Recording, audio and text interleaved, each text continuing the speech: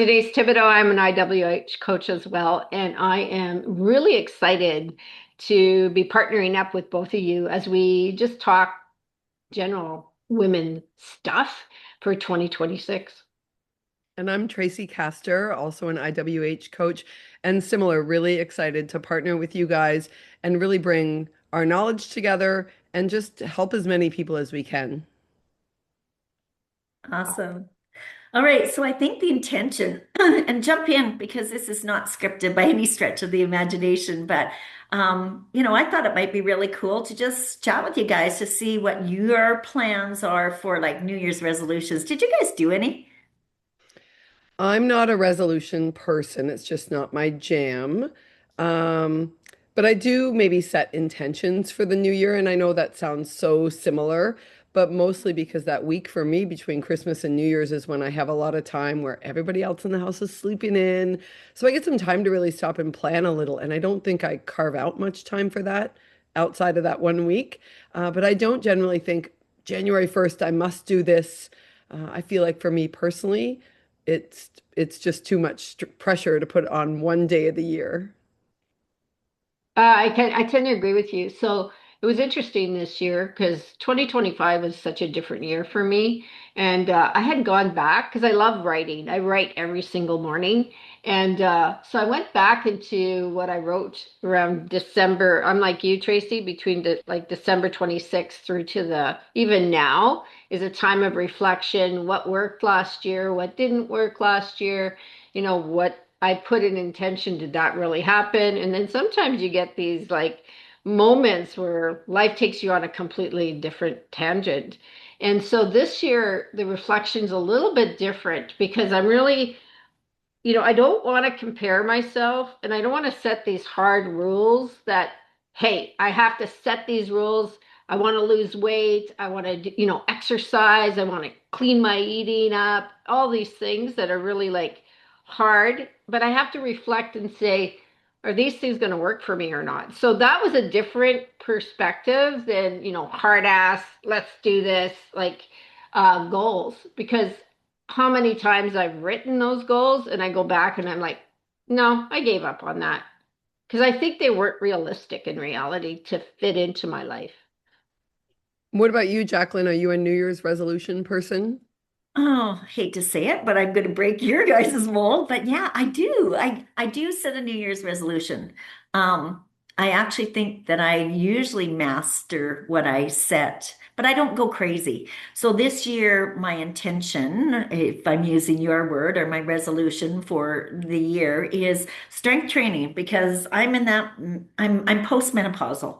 And everything I read, and probably the people who are listening, everything you read and see and whatever, um, as we age as women, that strength training is really important. So, but for those of you who are listening or, watching, love to hear what your thoughts are on strength training because, do you do a whole bunch of reps with a little bit of weight or do you like muscle these, 150-pound weights and collapse? I don't know what it really looks like. I'm traveling at the moment, so I don't have a gym. Is that an excuse? Hey, this is a annual plan. Right now, it doesn't fit into my lifestyle. I'm not saying that I've fallen off the wagon or anything. This is the goal for 2026. Right. I think that's important to say. And hey, if you're watching this and it's mid-January right now, just take a breath for a second because this is usually the time people wonder whether or not they've messed up already and then maybe give up. So if that's you, we want you to know out of the gate that you're not behind, you're not failing, and you're certainly not alone. We just really want to have a real conversation today about weight loss, choosing yourself, and the wins that don't always show up on the scale. Oh my Yeah, gosh. I agree with that. And I think January is one of those months that's like a hangover month, right? Mhm. You think about, oh, because December was like a full-on busy schedule for people, right? If you're over, you might be doing some extra spending at that time.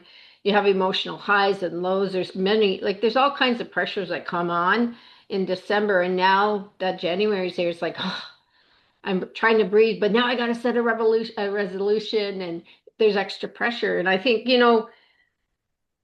I don't think it's about pressuring you into doing something. That's what I'm thinking is like, what do I really need? And I want to listen to my body. I want to listen to my circumstances. What worked last year and what didn't work is a really important question because it might just be a small tweak that changes, that is something that you can incorporate in your daily life to move forward. So I think there needs to be some reflection. I don't know what you guys think about that.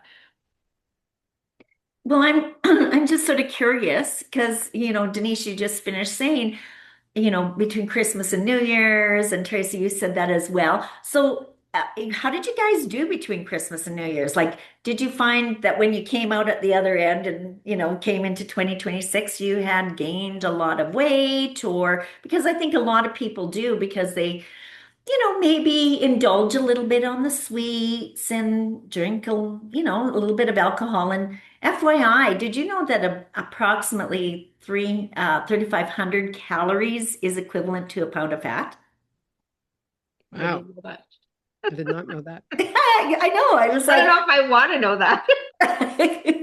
well, it makes you think about things because an average drink is probably, I don't know, 120 or 30 calories. So maybe that's why they have dry January. How's that going for you guys?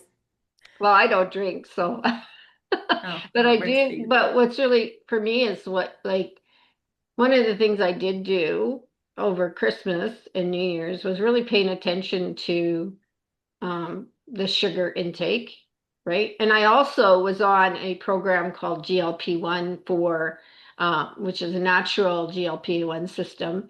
And I think that really also helped me suppress my desires to overeat and snack.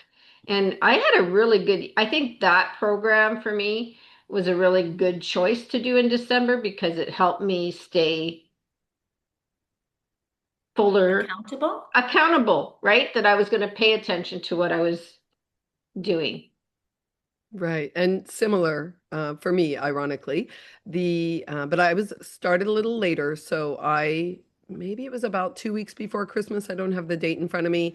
Decided I would start the GLP-1 more for maintenance, to be honest. Um, Yeah. I could probably lose a couple pounds, but it wasn't my focus. But I certainly didn't want to gain any pounds. And historically, over Christmas and New Year's, I have.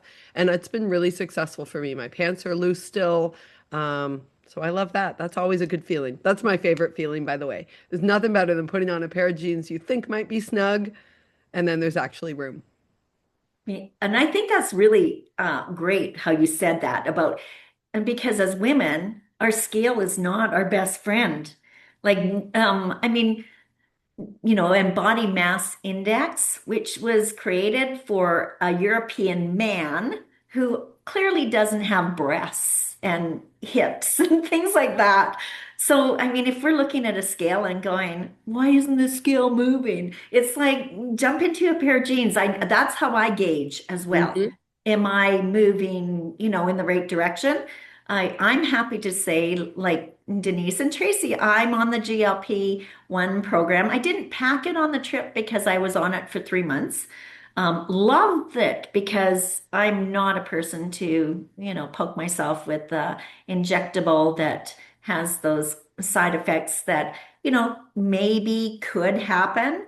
My mom was a health nurse. I used to run around the kitchen table. She used to have to chase me down and jump on me to give me a shot. So I have trauma, PTSD for sure. So I love the product though. That's awesome. The other thing too, I think there's such a focus on weight loss, weight loss, weight loss. And I want to kind of change that narrative a bit and say maybe it's more like I just want to feel better, right? Mm. And it's not always a lot of people like I'm coming across my sister-in-laws, my friends and stuff, and they're all like, I want to lose weight. And it's such a hard focus. I want to lose weight.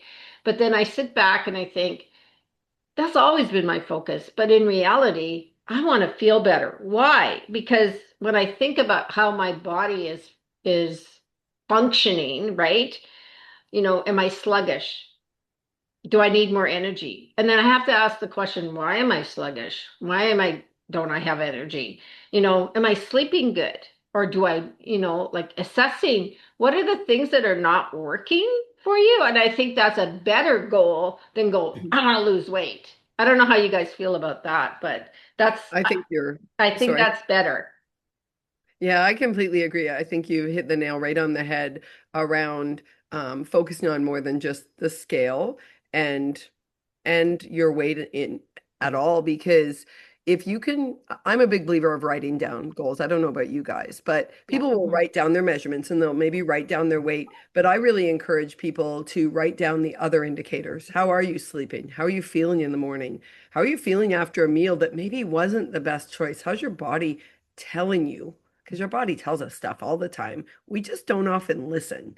So I think it's so important to really take note of those things as you're going through any journey, whether it's to feel better. I mean, hey, listen, I love fitting into a pair of jeans that I didn't know that I would, but at the end of the day and at the end of the week and at the end of this year, I'll tell you what my goals always are is that I want to fast forward, not really, but when I think about fast forward in my life and sitting on the floor playing with my grandchildren, I want to be able to get up easy. I want to get up Christmas Mm. wrapping and not feel like my spine's about to break in half.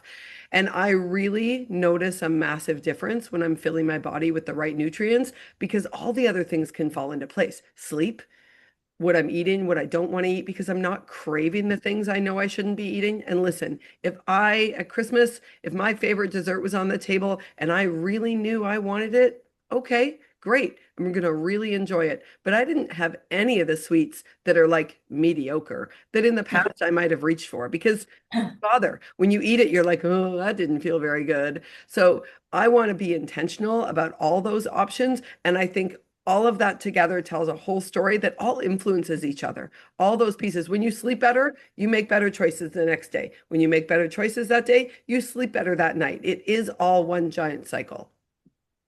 Yeah, I love that because I know that sleep for me was I was always not a morning person. That's the crazy part. I'm not a morning person. I didn't realize for me that what that really meant, if I was actually listening to my body, it meant that I wasn't having a good night's sleep. Who knew? Anyway, I started on the multivitamins. The Rise and Restore in particular is the one that I use.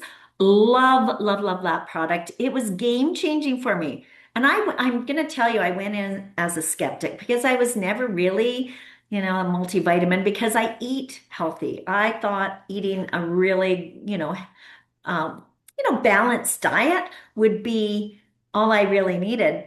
However, when I did the IWH, training and whatever, and think about my food, I clearly, was blindsiding, putting, a mask over my eyes, not realizing that the meal that I made didn't probably have all the vitamins and minerals and nutrients that I needed.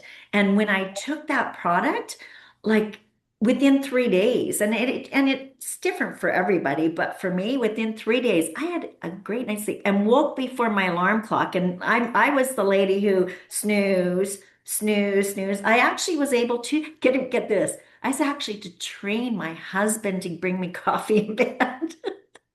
And now I still make him do that. Like he still does. It's a habit. Yay. But I'm awake before my alarm clock every single day. I'm not just saying that. So And you vitamins are and minerals. Mm. and are you feeling refreshed? Like when you wake up, there's a difference between waking up and waking up refreshed. And then I think when you're living in that space, so you're just sleeping, you might have, menopausal symptoms such as night sweats and that are waking you up, or you have to run to the washroom several times. That's interrupted sleep, right? And so Mhm. you may get back to sleep, but then when you wake up, there's you're not refreshed. And I think for me, there's a huge difference between having a good night's sleep and sleeping. It's different. Would you agree or disagree, ladies? I would completely agree. And thank you for bringing up the menopause hormonal stuff. I think we're all kind of dealing with that at different levels. And I think, I don't know about you guys, but nobody warned me. I don't have any older Mm. sisters, and my mom's 30 years older than me. And she didn't have sisters and of course came from a generation and a time where people just whispered menopause. They didn't really say it out loud because it wasn't acceptable. You certainly wouldn't have discussed symptoms with your husband. You might go to a doctor, and my understanding back in that generation is they often just would do a hysterectomy because, well, that would solve the problem. So I think talking about hormones and normalizing what is a true menopause symptom, because it's not just night sweats. No. It's not, it's Mm. not, at least it's not what the things I thought. I was having massive hip pain on one side, like colossal. I was taking a ton of Advil every day just to like get up and walk around. And I didn't realize that that was all part of menopausal symptoms for me, and maybe a little bit of nutrient deficiencies as well, because I did feel some ease when I started on my osteo and magnesium in that. But when I started on the Hope Menopause system, it actually completely went away, completely. And you Yeah. can't sleep well if something hurts the whole time you're sleeping.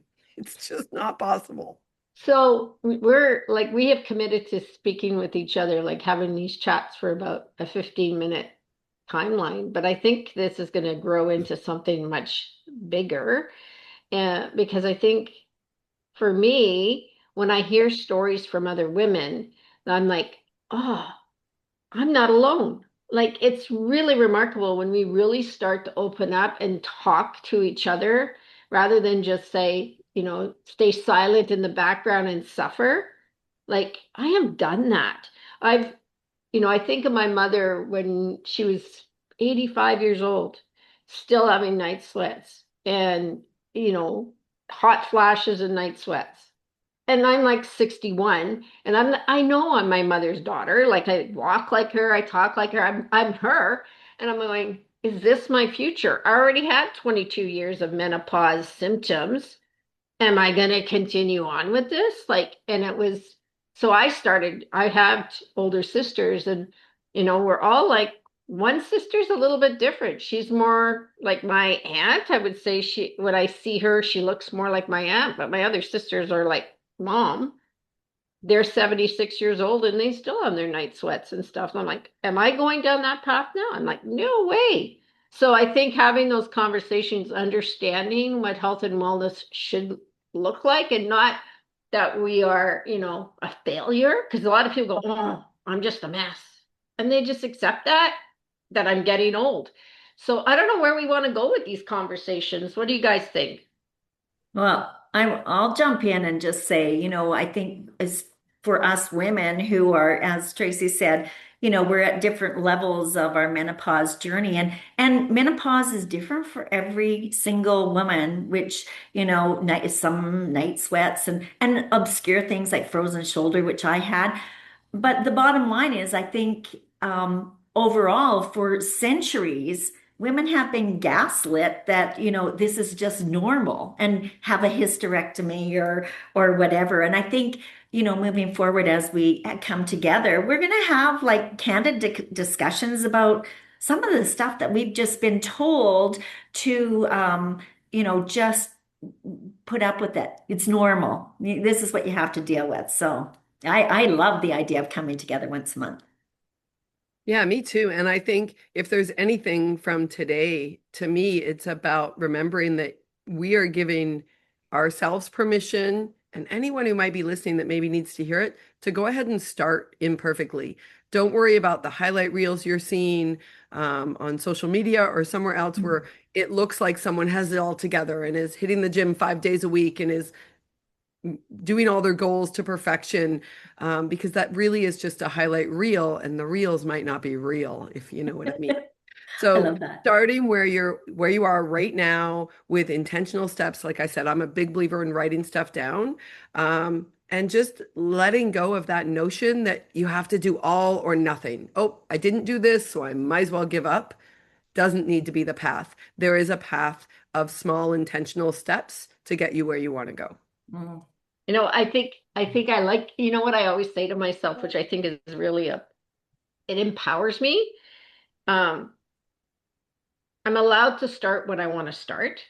So I've set some goals. One was to, start weight training or getting strength training in. Have I it's like I've had 2 days in a row.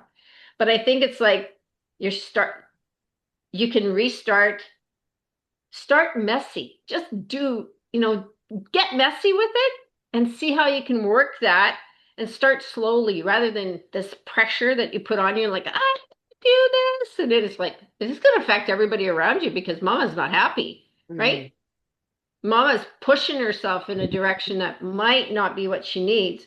So a fresh start or, you know, what's that mindset? What do you need to do with your mindset to stay focused without all that pressure? So I think it's just like progress is a little step here and a little step there and get messy is going to be a good thing. And find an accountability partner that's not like somebody that's like driving, but compassionate and saying, okay, let's keep going, right? And so they kind of, if you need that little push, find somebody that can help you reach those goals too. Yeah, I love that, Denise. And I think it's important to remember that sometimes progress might look like a failure because doing something and realizing that that wasn't the right choice and making a pivot to something else, that's progress. Even though Mhm. it might feel like you made a mistake and you failed and it didn't work out, learning and making a choice to keep going is progress always. Yeah, and considering that, I think, what is it, the second Friday of every January is Quitters Day. I mean, maybe Mhm. we just need to reframe that and it becomes a reset day. It's like, okay, first attempt wasn't what I planned, life happened. It's like reset. What will work for 2026? It's not just January, it's like 12 months of the year. Yeah, I What if agree the with that. second Friday of January we quit quitting? What if We that? quit. I love We that. quit quitting. Quit quitting. Love it. Let's do a campaign. Who's with us? Oh, I would love that. Quit quitting. Like, and every, like take, I think when you're starting, we talked about listen to your body. What is your body saying to you, right? And if you pick one or two things, like maybe, you're not sleeping well. Well, why are you not sleeping well? Discovering the root reason why. And, like as we're all IWH certified coaches, and what's really cool is that we can offer you guys these really cool assessments because your body is talking to you regularly. And so when you do an assessment with either any of us, we get these health score numbers. And that's all where it all started for me back in March last year is that I could do a whole podcast literally on how my body was feeling. And I at 60 years, I had turned 60 and I'm thinking, this is it. And I'm like, I am duped. I was seriously duped. Pain, all kinds of, I won't say the word, but all kinds of stuff. And Go ahead, say it. when I did the evaluation, it came back. And then when I worked with my coach, that's when things like I started understanding why those symptoms were showing up and that there was a solution. I could go on a path of discovering what I could take to help improve my health. And I can say a year later, 10 months later, basically, who I was then and who I am today is like rejuvenated, renewed, and it's not a 61-year-old because I had my birthday. I feel like I'm back at my 40s. Like, Wow. and that's a big deal. So if any of you are feeling like crap and you go like, I don't even know where to start, maybe it's a start. What would you guys think? Start with an evaluation? Yeah, 100%. I think that's a really smart idea. And I think even before the evaluation, start by telling yourself that that doesn't have to be your everyday normal. It's not just getting older. That's kind of a load of crap. It is. Yeah, really is. Yeah. So reach out to your IWH coach that you're aligned with, and um, I'm sure we've got the link in our YouTube channel. That's just a click and we're good to go. So thanks everyone for popping in to our first of many little chats. I don't know if we'll be on the wall next time, but Well, we'll this see was where sort we of go, fun. Yeah. Yeah. Yeah. Do we want to talk, just tease a little bit about Oh, what we're going to definitely. do in Let's do it. February? What should we talk about? Next month is It's Valentine's month. Galentine's. There we go. Let's Mm. do one for the girls. Oh, we might maybe do what? Makeup? Can we do makeup? Peeling ourselves? I Well, know, there's it sounds lot. like It's fun. about loving each other, loving yourself for who you are. I think Yeah. that, really learning that stop comparing Hmm. and start thriving, being who you are. I think that, Oh, and then, what does that look like for you? What are we going to celebrate as women? I love that because I think every relationship you have, whether it's a spousal relationship or siblings or friends, they're all deeper when you truly love yourself. Yeah, Yeah. I think that's awesome. Awesome. Awesome, So, guys. so I want to ask one question as we close. What is so as you're reflecting, you've listened to us, I want you to go back and start thinking, what is your body asking you for this year that you have been ignoring? I Mhm. think that's a very powerful question. And from there, that starts the journey of where you're going to take your 2026. Love Yeah, it. because it's the year of the horse, I love that. the year of the horse. It's a really exciting year. Mm. It's That's meant to be awesome. a good year. Hmm. So, all right. Well, ladies, it was great to be on the wall with you. Yes. This was so much fun. So thanks for everything, guys. Have a really great week, and we'll see you next month. Bye. Bye. Bye.